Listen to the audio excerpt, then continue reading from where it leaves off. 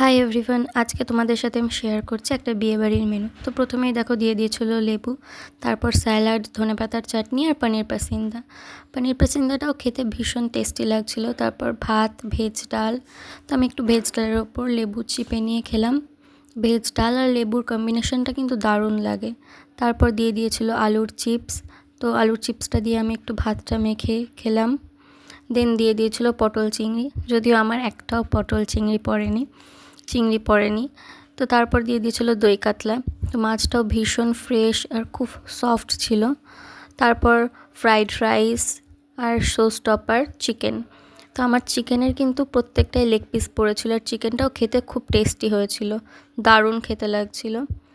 তো চিকেন সাথে একটু পেঁয়াজ দিয়ে রাইস খেতে কিন্তু ভীষণ ভালো লাগে।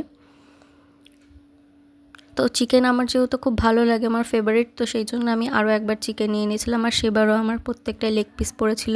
তারপর ছিল আমের চাটনি, পাঁপড়। তো পাঁপড় দিয়ে একটু আমি আমের চাটনি মাখিয়ে খেয়ে নিলাম।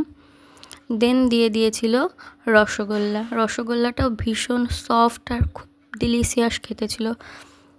তারপর লট চমচম আর দিয়ে দিয়েছিল একটা কালাকাঁদ। তারপরে হজমোলা আর আইসক্রিম দিয়ে শেষ হলো আজকের মেনু। বাই।